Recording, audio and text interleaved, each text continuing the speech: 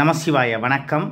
தென்னாடுடைய சிவனே போற்றி, எந்நாட்டவர்க்கும் இறைவா போற்றி, அவன் அருளாலே அவன் தாழ் வணங்கி அப்படிங்கிறதுக்கு இடங்க இப்போ தான் ஜூன் 24 செவ்வாய்க்கிழமை பூஜை ஆரம்பித்த மாதிரி எனக்கு ஞாபகம். அதுக்குள்ளே கிட்டத்தட்ட 55 நாள் இன்றைக்கி வந்துடுது. 108 நாள் பூஜை. அதை தவிர்த்து இன்றைக்கி கிருஷ்ண ஜெயந்தி ஸ்பெஷல் பூஜை. 108 நாள் பூஜை முடிஞ்ச உடனே தான் அடியன் இந்த தாடியிலேருந்து எல்லாம் எடுக்க போகிறது.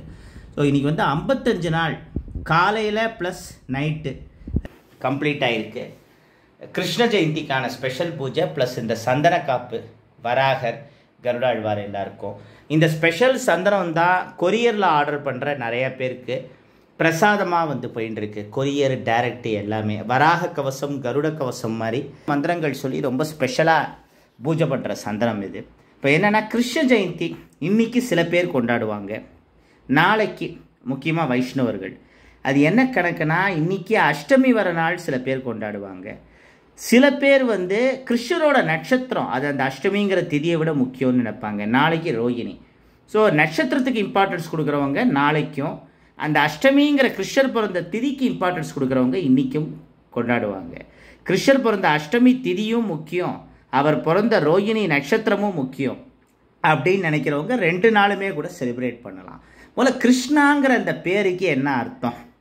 கிருஷ்ணானா கருப்புன்னு அர்த்தம். அதை கருப்பசாமின்னு பேர் வச்சுருக்கிறவங்களில் வெள்ளையாக இருக்கிறவங்களும் நிறைய பேர் இருக்காங்க. அந்த மாதிரி கிருஷ்ணான்னு பேர் வச்சவங்க எல்லாரும் கருப்பாக இருப்பாங்கன்னு சொல்ல முடியாது. நான் கருப்பு கிடையாது. ஆனால் கிருஷ்ணர் வந்து கருப்பு அழகன். அவர் கருப்பழகனாக இருந்ததுனால தான் அந்த பேரை பெற்றோர்கள் வச்சாங்க, பொருத்தமான பேர். ரிக்வேதத்தில் ஒரு நாமாவளி வரும், சந்திரம் கிருஷ்ணமசி அப்படின்னா என்ன அர்த்தம்? வெள்ளையாக இருக்க இந்த நிலா இது உண்மையான கலர் கிடையாது, சூரியனோட ஒளியில் வெள்ளையாக இருக்கிற மாதிரி ஒரு தோற்றத்தை ஏற்படுத்துறது. சந்திரனோட உண்மையான கலர் வந்து பிளாக்கு சயின்டிஃபிக்காக. இதை பல்லாயிரம் வருஷங்களுக்கு முன்னாடி நம்ம முன்னோர்கள் சொல்லியிருக்காங்கன்னா யோசிச்சு பாருங்க. அதாவது ராமர், கிருஷ்ணர் மாதிரியான அவதாரங்கள் எல்லாமே கருப்பு நிறத்தோடு தான் பெருமாள் வந்து எடுத்தார். இன்றைக்கி வந்து நிறைய பேர் சொல்லிகிட்டு இருக்காங்க இந்த தன்னம்பிக்கை மாதிரியான விஷயம், சுய முன்னேற்றம், பர்சனாலிட்டி டெவலப்மெண்ட், இப்படி என்ன வேணாலும் எடுத்துக்கலாம். அதுக்கெல்லாம் முதல் பேசிக்கு உலகத்தோட ஃபஸ்ட்டு பர்சனாலிட்டி டெவலப்மெண்ட் புக்கு எதுனா பகவத்கீதை தான். யாராவது துவண்டு கிடக்கிறப்போ, மனசு சோர்ந்து போயிருக்கிறப்போ பகவத்கீதையை படித்தாலே, அதை கேட்டாலே ஒரு தனி தெம்பு வரும். உலகத்துக்கே டிரைவிங் ஃபோர்ஸாக இருக்கிறவர் பெருமாள். அவர் டிரைவர் கிடையாது, டிரைவிங் ஃபோர்ஸ்.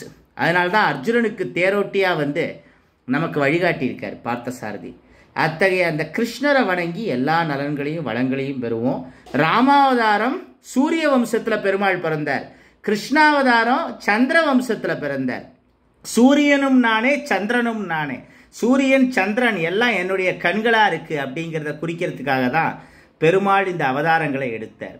இன்னொன்று, நிறைய பேர் இன்றைக்கும் ரொம்ப கருப்பாக இருந்தால் அதை நினச்சி தாழ்வு மனப்பான்மையில் இருக்கிறவங்க இருக்காங்க. டேய் நானே கருப்பு தாண்டான்னு சொல்லி நிறபேதம் நமக்குள்ளே கூடாதுன்னு பெருமாளே கருப்பழகனாக அவதாரம் எடுத்திருக்கார். அஷ்டமி நவமியை ஒதுக்குறாங்களா எல்லாரும்? அந்த திதியில் நான் அவதாரம் எடுத்து உலகத்தையே கொண்டாட வைக்கிறேன் பாரு. எந்த திதியை நீங்கள் ஒதுக்குறீங்களோ அந்த திதியை உங்களை கொண்டாட வைக்கிறேன்னு அஷ்டமி நவமியில் பெருமாள் வந்து அவதாரம் பண்ணார். அதாவது எது ரொம்ப சிறப்பான திதியோ அதில் பெருமாள் பிறக்கிறது இல்லை. பெருமாள் பிறக்கிறதுனால எந்த திதியாக இருந்தாலும், எந்த நாளாக இருந்தாலும், எந்த நட்சத்திரமாக இருந்தாலும் அது வந்து சிறப்பாகும். சுவாதி நட்சத்திரத்துக்கும் ரோகிணி நட்சத்திரத்துக்கும் அடிக்கடி சண்டை வருமா. என் அப்பா நிறைய தடவை டிவி ப்ரோக்ராமில் சொல்லியிருக்கார். அப்போ ரோகிணி ஒரு நாள் பெருமாளை நோக்கி தவம் பண்ணிட்டு, ரோகிணி நட்சத்திர தேவதை. சுவாதி நட்சத்திரத்தும் போது தான் சிப்பியில் முத்தெல்லாம் வந்து உற்பத்தியாகுது, சுவாதி நட்சத்திரால தான். ஸோ அதனால் வந்து சுவாதி நட்சத்திரம் திரும்ப திரும்ப என்கிட்ட சொல்கிறது, என்னால் தான் முத்து உலகத்தில் உற்பத்தி ஆகுது, கடலில் முத்தெல்லாம் கிடைக்கிறது, உனக்கு என்ன சிறப்பு இருக்குன்னு இந்த சுவாதி கேட்குறா. நீங்கள் தான் ஏதாவது எனக்கு அனுகிரகம் பண்ணணும், எனக்கு அந்த மாதிரி ஒரு சிறப்பு வேணும்னு பெருமாள் சிரிச்சுட்டே சொல்கிறார்.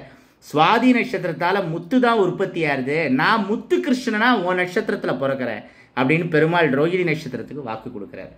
அதனால தான் பெருமாள் ரோகிணி நட்சத்திரத்தில் பிறந்தார்னு நமக்கு புராணம், இதிகாசம் தான் சொல்கிறது.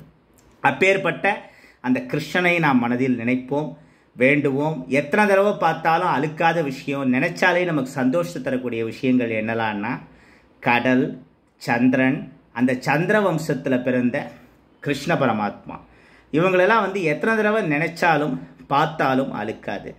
இந்த குழந்தை தெய்வமான கிருஷ்ணனை வணங்குவதன் மூலமாக நம்முடைய மனதிலே குதூகலம் வரும், ஒரு கொண்டாட்டம் வரும், ஒரு சந்தோஷம் வரும். அத்தகைய அந்த கிருஷ்ணனை நாம் ஆராதிப்போம், தொழுவோம். அனைத்து நலன்களும் வளங்களும் பெறுவோமாக. சந்திரம் கிருஷ்ணமசி.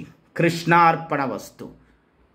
வாழ்க நற்றமிழர், வாழிய பாரத மணித்திருநாடு. கிருஷ்ணம் வந்தே ஜெகத்குரும். ஓம் ஆதிவராக பரபிரம்மனே நமக.